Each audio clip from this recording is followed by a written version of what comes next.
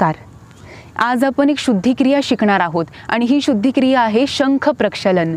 शंख प्रक्षालन क्रिया या बाबतीत आपण अगोदर भरपूर वेळा ऐकलं असेल आणि ज्यांनी केले त्यांना याचे खूप चांगले अनुभव घेता आले असतील. तर माझी काय इच्छा आहे की तुम्ही जेव्हा हा व्हिडिओ ऐकाल तेव्हा याच्यातून सगळ्या स्टेप्स कशी करायची शंख प्रक्षालन क्रिया, त्याच्या अगोदर कशी केअर घ्यायची, त्याच्यानंतर कशी आपण रेस्ट घ्यायची आहे आणि स्टेप बाय स्टेप कशी आहे शंख प्रक्षालन क्रिया, ही सर्वांनी नीट समजून घ्यावी. आणि ज्या क्षणी आपल्याला वाटतं ना की आता आपण हे ऐकलं आता आपण करून बघायला पाहिजे, तेव्हाच आपण त्याच्याच आसपासच्या दिवसांमध्ये आपण करून बघायचं. नंतर करेन किंवा नंतर करूयात असा विचारच करू नका, कारण शंख प्रक्षालन क्रिया आत्ताच्या जनरेशनमध्ये प्रत्येकाने करणं महत्त्वाचं आहे. म्हणून शंख प्रक्षालन क्रियेमध्ये होतं काय, शंख प्रक्षालन क्रियेमध्ये संपूर्ण शरीराची शुद्धी होते. ती कशी होते?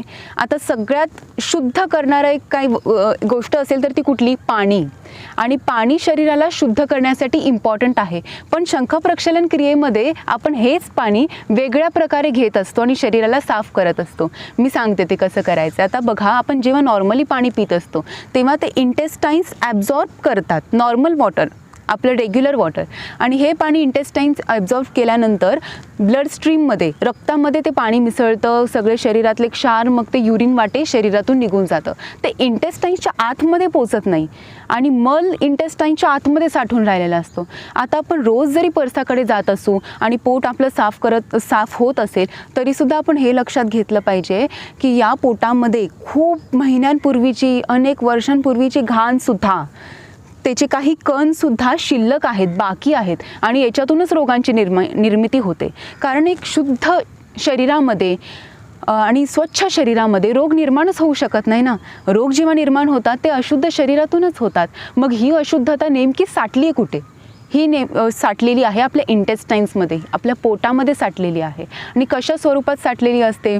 बघा, आपले जे इंटेस्टाईन्स आहेत ना, त्या इंटेस्टाईन्सच्या आतल्या वॉल्सला, इंटरनल वॉल्सला विलायज असतात. विलाय म्हणजे काय?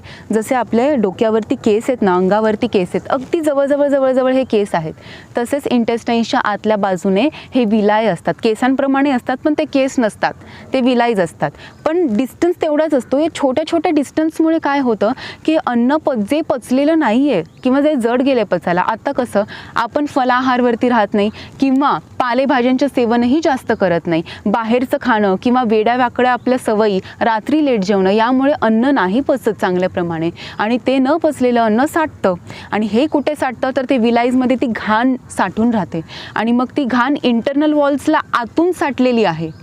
ती आतून साठल्यामुळे मग ती परत ब्लड स्ट्रीममध्ये जाते, म्हणजे रक्तवाहिन्या तर सगळीकडे पोचलेल्या आहेत शरीरामध्ये.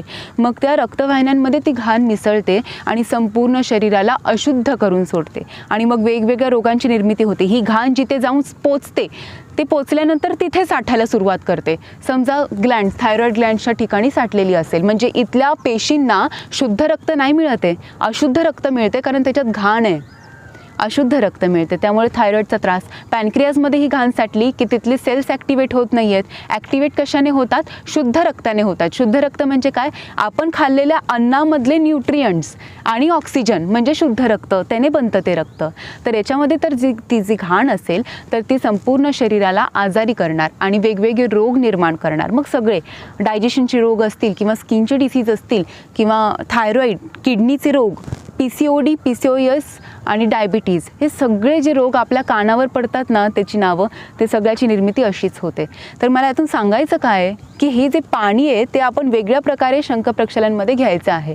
आता हे नॉर्मल वॉटर इंटेस्टाईन्स ॲब्झॉर्ब करतात, पण जर या पाण्यामध्ये मीठ टाकलं तर ते पाणी इंटरनल मसल्स आहेत किंवा आपले इंटेस्टाईन्स आहेत ते ॲब्झॉर्ब करू शकत नाही, कारण ते सॉल्टी वॉटर आहे. तर आपण शंख प्रक्षालनामध्ये हे सॉल्टी वॉटर, मिठाचं पाणी पितो आणि हे पाणी कोमट असायला पाहिजे. आता मी सगळे स्टेप बाय स्टेप सांगते की पाणी कसं घ्यायचं, किती घ्यायचं, कसं प्यायचं, ते सगळं सांगते. पहा, आता हे पाणी आपण जेव्हा कोमट पाणी आणि त्याच्यामध्ये मीठ टाकून जेव्हा घेतो तेव्हा आतल्या सगळ्या इंटेस्टाईन्समध्ये हे पाणी पोचतं, इंटेस्टाईनच्या सगळ्या वॉल्सना, इंटरनल वॉल्सना धुवून काढतं. आणि जेव्हा आपण ही शंखप्रक्षालन क्रिया करतो तेव्हा अनेक वेळा आपल्याला परसाकडे जावं लागतं. जेव्हा आपण पहिल्यांदा जातो तेव्हा सगळी घाण पोटातली आहे ती निघून जाते मलाद्वारे. त्याच्यानंतर सगळे लिक्विड्स बाहेर जातात, म्हणजे सगळी पाण्याने धुतली जातात सगळे वॉल्स. म्हणजे सेकंड स्टेप काय आहे की यामध्ये सगळं येल्लो पाणी आपल्याला दिसायला लागणार. आता हे येल्लो पाणी म्हणजे टॉक्सिन्स आहेत. येल्लो पाणी हे टॉक्सिन असतं. म्हणून बघा, जेव्हा 6 ते 7 तासांनंतर आपण युरिनला जातो किंवा 8 तासांनंतर, रात्रीच्या पूर्ण झोपेनंतर, तेव्हा फर्स्ट युरिन कशी असते, ती येल्लो असते. कारण संपूर्ण त्या रात्रीमधली सगळी टॉक्सिन्स असतात, कार्बन डायऑक्साईड्स आणि सगळे घाण जी साठलेली असते ती क्षार ते सगळे युरिन वाटे निघून जात असतात. आणि दिवसभरातली युरिन कशी असते, ती शुद्ध असते, म्हणजे त्याच्यामध्ये पाणी असतं, म्हणजे त्याचा कलर आहे त्याच्यावरून आपल्याला लक्षात येईल. तर येल्लो कलर म्हणजे काय, टॉक्सिन्स. तर सेकंड स्टेप आहे टॉक्सिन वाटे मलद्वार म्हणजे गुदद्वारातूनच हे पाणी बाहेर पडत असतं. आणि येल्लो वॉटर निघाल्यानंतर मग त्याच्यानंतर प्लेन वॉटर, जसं पाणी आपण पितोय तेच पाणी शरीरातून बाहेर निघतं. म्हणजे या आतड्यांची पूर्ण साफसफाई झालेली आहे असं आपल्याला दिसून येतं आणि तेव्हा आपण थांबायचं असतं. आता ही क्रिया करायला आपल्याला मिनिमम टाईम लागणार आहे रेस्ट सहित. रेस्ट घेऊन 3 आवर्स ती क्रिया करायला 2 तास आणि त्याच्यानंतर 45 मिनिटांचं शवासन कंपल्सरी करायचं असतं. त्यामुळे 3 तास तरी आपल्याला या क्रियेसाठी हवे आहेत. पण त्याच्या अगोदरची रात्र कशी पाहिजे, त्याच्या आदल्या दिवशी आपण काहीच जेवायचं नाही आहे, म्हणजे कुठलं अन्न खायचं नाही आहे, स्पायसी, सॉल्टी, ऑइली असे काहीच अन्न खायचं नाही आहे. आपण फलाहार घेऊ शकतो किंवा खिचडी खाऊ शकतो, कारण ते लगेच पचणारे आहेत हे सगळे पदार्थ. आणि मग इंटरनल वॉल सगळे आतडे साफ करायला सोपं जातं. त्यामुळे आदल्या दिवशी रात्री किंवा दुपारपासून आपण ही केअर घेतली पाहिजे. जरी नाश्ता आपण चांगला केला तरीसुद्धा दुपारी आणि संध्याकाळी फलाहार आणि खिचडी एवढ्यावरच राहा. पूर्ण ही शुद्धिक्रिया करायला फक्त 2 दिवस नीट आपण केअर घेतली ना तर संपूर्ण शरीराची शुद्धी होते. आणि ही शुद्धी कुठल्याही मेडिसिनने होऊ शकत नाही, कारण तसं झालं असतं तर मग त्या मेडिसिन्स नंतर रोगच निर्माण झाले नसते ना. प्रत्येकाला काही ना काही आजार होत चाललेत. मग आता ज्यांना आजार आहेत त्यांनी त्यांच्या मुलांना समजवावं की तुम्ही या सगळ्या गोष्टी करा, म्हणजे पुढचं जनरेशन किती हेल्दी राहील या सगळ्या ऋषीमुनीने निर्माण केलेल्या या सगळ्या क्रियांमुळे. तर आता आपण समजून घेऊया ती क्रिया कशी करायची. तर ही क्रिया सुरू करण्या अगोदर पोट पूर्ण साफ करायचं आहे, म्हणजे एकदा परसाकडे जाऊन यायचं आहे आपल्याला आणि त्याच्यानंतर ही क्रिया करायला सुरुवात करायची आहे. या क्रियेमध्ये आपल्याला सगळ्यात महत्त्वाचं आहे पाणी कसं घेतोय आपण हे पाहणं. आता पाणी कसं घ्यायचं आहे, पाणी थोडंसं कोमट पाहिजे. आता या कोमट पाण्यामध्ये आपण मीठ मिसळायचं आहे आणि हे मीठ किती पाहिजे तर पर लिटर, 1 लिटरमध्ये 2 टीस्पून सॉल्ट असं आपण टाकायचं आहे. 2 टीस्पून म्हणजे अगदी थोडंसं मीठ पर लिटर असं मोजमाप आपलं असायला पाहिजे. मग सुरुवातीला 2 ग्लास कोमट पाणी, ते जास्त गरमही नको, त्यामुळे आतून भाजणार हे सगळे वॉल्स आणि जे हेल्दी बॅक्टेरियाज असतात ना, जे पचनाला मदत करत असतात, जे सगळे एन्झाईम सेक्रेट करत असतात ते सुद्धा धुवून निघणार. त्यामुळे आपण हॉट वॉटर नाही घ्यायचं आहे, गरम पाणी नाही घ्यायचं आहे, कोमटच घ्यायचं आहे. थंड घेतलं तर काय होणार की सगळं आतून सगळे ब्लड वेसल्स आहेत ते कॉन्स्ट्रिक्ट होणार, म्हणजे तिथल्या तिथे ते ब्लड थांबणार. लक्षात आलं. तर मग ब्लड फ्लोसुद्धा चांगला व्हायला पाहिजे आतल्या सगळ्या इंटरनल ऑर्गन्समध्ये. यासाठी आपण कोमट पाणी घ्यायचं आहे. 2 ग्लास सलग कोमट पाणी प्यायचं आहे, मध्ये न थांबता या स्थितीमध्ये बसून कोमट पाणी आपल्याला घ्यायचं आहे. 2 ग्लास कोमट पाणी पिल्यानंतर मी आता जी आसनं तुम्हाला करून दाखवते आहे ती आसनं आपल्याला करायची आहेत. मी दाखवते, नीट पहा. आता आपण ज्या सिक्वेन्सने ही आसनं पाहतोय त्याच सिक्वेन्सने आपल्याला ही आसनं करायची आहेत. तर पहिलं आसन आपण करणार आहोत ताडासन. ताडासनामध्ये दोन्ही पायांमध्ये थोडंसं अंतर घ्यायचं आहे. दोन्ही हातांची बोटं अशी गुंफायची आहेत. वरच्या दिशेने हात ताणायचे आहेत.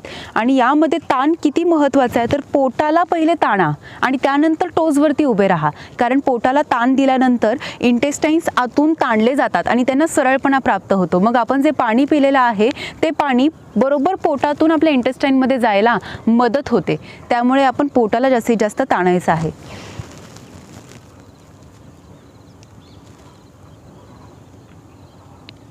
ही आसनं आपण करतोय ती किती महत्त्वाची आहेत. 1-2 ग्लास पाणी पिल्यानंतर ते पाणी जास्त चांगल्या प्रमाणे आणि एका फोर्सने पोटामध्ये किंवा इंटेस्टाईन्समध्ये जायला मदत होते. कारण या पोटाच्या आणि इंटेस्टाईन्सच्या मध्ये हे व्हॅल्व्ज असतात. व्हॅल्व्ज म्हणजे काय, भिंती किंवा दरवाजे म्हणू शकता. ते दरवाजे मोकळे होतात जेव्हा आपण ही आसनं करतो, स्ट्रेच करतो तेव्हा. आता दुसरं आसन, सिक्वेन्स नीट लक्षात घ्या. पायांमध्ये अंतर आहे, दोन्ही हात असेच वरती आहेत आणि ताडासनाप्रमाणेच आहे हे आसन. कारण या आसनाचं नाव आहे तिर्यक ताडासन.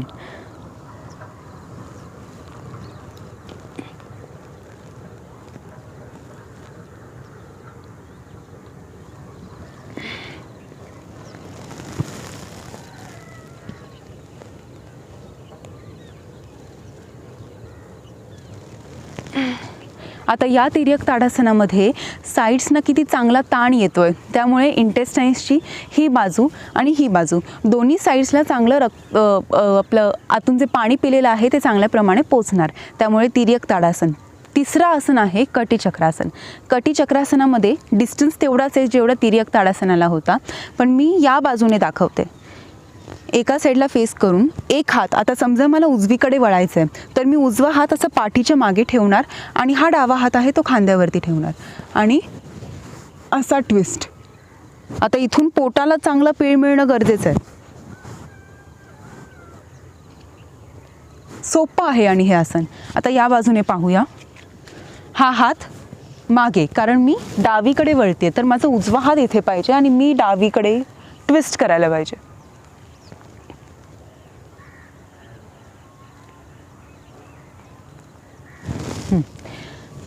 आता 3 आसनं झाली, ताडासन, तिर्यक ताडासन, कटिचक्रासन. आता पुढचं आसन आहे तिर्यक भुजंगासन. पायात थोडंसं अंतर घ्या म्हणजे हे आसन सोपं जाईल. हात जरा पुढे घ्यायचे, भुजंगासनाप्रमाणे स्थिती घ्यायची, पण तिर्यक भुजंगासन, कारण इथे आपल्याला पोटाच्या साईड्सपर्यंत ताण यायला पाहिजे, त्यामुळे एक हात थोडासा मागे घ्यायचा. आता मला राईट साईडला ट्विस्ट करायचं, यासाठी मी राईट हँड थोडा मागे घेणार आणि तेच लेफ्टला करायचे तेव्हा मी लेफ्ट हँड थोडासा मागे घेणार.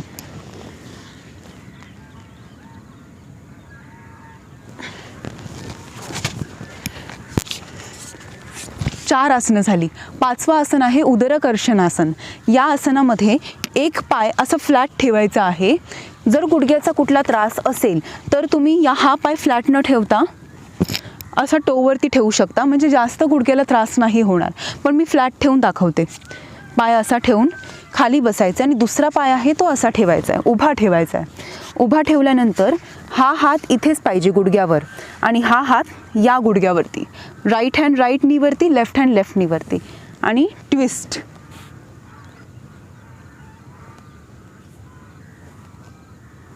बॅक स्ट्रेट ठेवून हा ट्विस्ट आहे. हा पहा.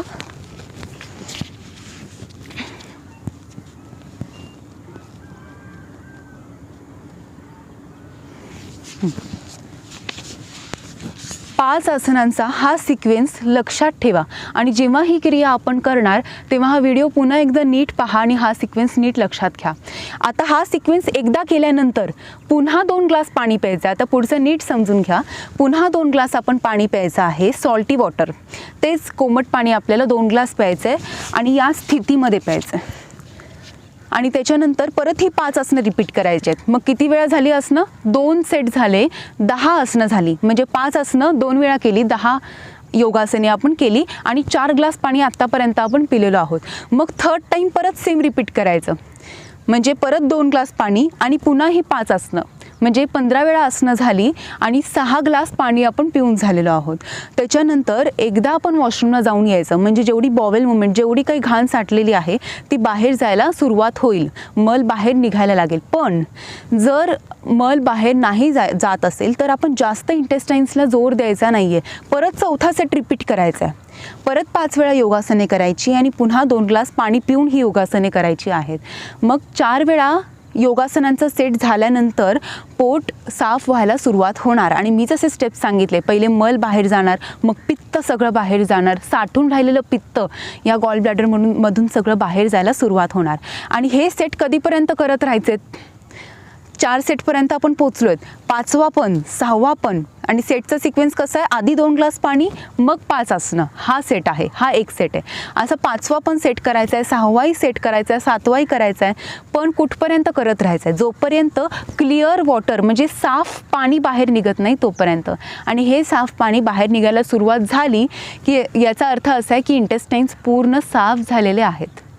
तर आता लक्षात घ्या, अशी शंखप्रक्षालन क्रिया झाल्यानंतर याला 1-2 तास लागतील. 2 आवर्स झाल्यानंतर 45 मिनिट्स कंपल्सरी आपण शवासन करायचं आहे. आणि शवासन 45 मिनिट्स झाल्यानंतर आपण ती रेस्ट कशी घ्यायची आहे की त्यामध्ये कुठलीही वेगळी कामं करायची नाही आहेत किंवा मेंटली स्ट्रेसही नाही असायला पाहिजे. तेव्हा शरीर इतकं साफ होतं आणि तो फील इतका सुंदर असतो की प्रत्येक पेशीला एक नवीन उत्तेजना किंवा नवीन जीवन मिळत असतं. आणि हे नवं जीवन आपल्या प्रत्येक पेशीला मिळत असताना मनाला इतका आनंद होतो की त्या आनंदामध्ये मन स्थिर होतं. आणि अशी स्थिरता, साफ शरीरामधली ही स्थिरता, मनाची स्थिरता आपण अनुभवणं खूप महत्त्वाचं असतं. त्यामुळे या 45 मिनिट्समध्ये झोपसुद्धा घ्यायची नाही आहे. झोप घेतली तर त्यानंतर कफ साठायला सुरुवात होईल आणि मग कफ लगेच साठेल, कारण पित्ताचं प्रमाण कमी झालेलं आहे शरीरातलं, त्यामुळे कफ लगेच साठणार. त्यामुळे झोपायचं नाही. 45 मिनिट्स शवासन. त्याच्यात नंतर लगेचच आपण खिचडी खायची आहे. कुठलाही वेगळा आहार घ्यायचा नाही आणि फळंसुद्धा नाही घ्यायची आहेत. पहिले खिचडी, याचं कारण सांगते. खिचडी पण कशी, मूग डाळीची खिचडी, मूग डाळ आणि राईस, आपले तांदूळ ते शिजवून आपण खिचडी करायची आहे. आणि तेही तेलात नाही, तुपात यासाठी, कारण जे गट बॅक्टेरियाज म्हणतात ना, हेल्दी बॅक्टेरियाज जे पचायला मदत करत असतात अन्नाला, ते पण धुवून निघालेले आहेत या मलासोबत. त्यामुळे घी घेऊन म्हणजे तूप घेऊन आपल्याला पूर्ण इंटेस्टाईन्सच्या इनर वॉल्सला एक जाड लायनिंग आणणं महत्त्वाचं आहे. त्यामुळे तुपाची खिचडी, मूग डाळ, असे प्रोटीन आहेत मूग डाळमध्ये की जे इझिली पचतात. प्रोटीनची आवश्यकता आहे प्रत्येक काम करण्यासाठी, अगदी उठण्या बसण्यासाठी सुद्धा. त्यामुळे स्ट्रेंथ हवी आहे, मूग डाळ खायला पाहिजे. आणि राईस म्हणजे परत शरीरामध्ये एक मल तयार करण्यासाठी राईस इम्पॉर्टंट आहे. तर असे आपण मूग डाळीची खिचडी खायची आहे, तीही 45 मिनिट्स नंतर लगेच. त्याच्या 6 तासानंतर परत तोच आहार, परत ताजी गरम गरम खिचडी आपण खायची आहे. आणि ही रेस्ट पूर्ण दिवसभर घ्यायची. कधी करा आहे की जेव्हा तुम्हाला 2 दिवस चांगली सुट्टी असेल, ऑफिस नको, इतर काम नको किंवा बाहेर कुठे नको, आपल्या घरी चांगला 2 दिवसांचा वेळ काढून आपण ही क्रिया करायची आहे. कारण त्याच्या पुढच्या दिवशीसुद्धा, नेक्स्ट डेला सुद्धा रेस्ट आवश्यक आहे. आणि ही योगासने एवढ्या वेळा केल्यामुळे इतर योगा प्रॅक्टिस ज्या आहेत, इतर आसनं किंवा प्राणायाम, ते या 2 दिवसांमध्ये करू नका. आता हा आहार झाल्यानंतर आपल्याला पुढचे 7 दिवस तरी काही ॲसिडिक, ऑइली, स्पायसी, असं तिखट किंवा पचणार नाही असं अन्न नाही खायचं आहे. पुढचे 7 दिवस फलाहार चालेल, पालेभाज्यासुद्धा नको. म्हणजे कसे, कंदमुळं खायचे, जसं बटाटे चालतील, बटाट्यांची भाजी चालेल, सुरण चालेल किंवा स्वीट पोटॅटो, रताळी चालतील, आणि भोपळा, हे असे जे कंदमुळं आहेत ना, त्यांची भाजी केली तरीही चालेल. चपाती, भाकरी हे तुम्ही खाऊ शकता, राईस खाऊ शकता, खिचडी खाऊ शकता, वरण भात खाऊ शकता. म्हणजे पूर्ण सात्विक आपला आहार आपण 1 महिनाभर ठेवायचा आहे. आता जे नॉन व्हेजिटेरियन्स आहेत त्यांच्यासाठी सुद्धा एक महत्त्वाची गोष्ट ही की मांस पचायला जरा अवघड असतं, आणि मांस पचलं नाही तर या नाजूक आतड्यांना त्याचा त्रास होऊ शकतो आणि डायरियासारखे त्रास परत सुरू होऊ शकतात. त्यामुळे न पचणाऱ्या गोष्टी खायच्या नाहीत, तर मांसही आपण खाऊ शकत नाही. हे आतडे कसे होतात, अगदी जन्मलेल्या बाळाचे आतडे असतात ना, साफसुथरे, असे ते आतडे होतात. आणि पोटापासून सगळ्या रोगांची निर्मिती असते. त्यामुळे आपण पोटाला कुठलाच त्रास होऊ द्यायचा नाही आहे या सगळ्या या क्रियेनंतर, या पूर्ण प्रोसेसमध्ये. त्यामुळे आपण नॉनव्हेजिटेरियन्सनी बिलकुल नॉनव्हेज खायचं नाही आहे. पुढचे 40 दिवस तरी, 1 महिना स्ट्रिक्टली फॉलो करा आणि पुढचे 10 डेजही स्ट्रिक्टली फॉलो करण्याचा प्रयत्न करा. 40 डेज नॉनव्हेज नको आणि स्पायसी पण काही नको. तर असा जर आपण आहार ठेवला तर आपल्याला याचे इतके बेनिफिट जाणवतील, आणि हे एकदा केल्यावरच जाणवेल. म्हणजे तुम्ही आता करून बघू शकता. फक्त आदल्या दिवशी आपल्याला लाईट फूड घ्यायचं आहे, ते तुम्ही जेव्हा ठरवाल तेव्हा तुम्ही लगेच करा. आणि हे वर्षातून एकदा आपण करू शकतो ही क्रिया, वर्षातून एकदा किंवा 6 महिन्यातून एकदा. जे फिट पर्सन्स आहेत, म्हणजे जे भूक सहन करू शकतात किंवा ज्यांना काही त्रास नाही आहे, ते करू शकतात 6 महिन्यातून एकदा. आणि वर्षातून एकदा केलं तरी काही हरकत नाही असं. आणि हे टायमिंग कुठले आहेत, क्लायमेट कुठलं आहे की अति गरम किंवा अति थंड हे क्लायमेट्स नाही आहेत. जेव्हा सीझन चेंज होतो, सीझन चेंज होणारा काळ कुठला, सप्टेंबर ऑक्टोबर जसा आत्ताचा काळ आहे, आपण सीझन जसे चेंज होतील त्या चेंजिंगच्या टायमिंगमध्ये ही क्रिया करायची असते. ही क्रिया आपण दरवर्षी करत राहिलो तर आपल्या प्रत्येक पेशीला नवजीवन प्राप्त होईल आणि आपल्या शरीरामध्ये कुठलेच रोग निर्माण होणार नाहीत. इतकी ती सोपी क्रिया आहे. पण ज्यांना डायबिटीज आहे, हाय ब्लड प्रेशर आहे, पेप्टिक अल्सर आहेत किंवा श्वासाचे, हृदयाचे आणि मेंदूचे काही त्रास असतील, इपिलिप्सी असेल, तर ही क्रिया करू नका. ही क्रिया त्यांनीच करायची आहे जे ऑलरेडी फिट आहेत, जे तरुण आहेत आणि जरी अडल्ट्स असतील तरीसुद्धा त्यांना कुठले रोग नसतील अशाने ही क्रिया नक्की करा. आणि सर्वांनी या क्रियेचा अनुभव घेऊन सुदृढ निरोगी आयुष्य सर्वांनी जगा. धन्यवाद.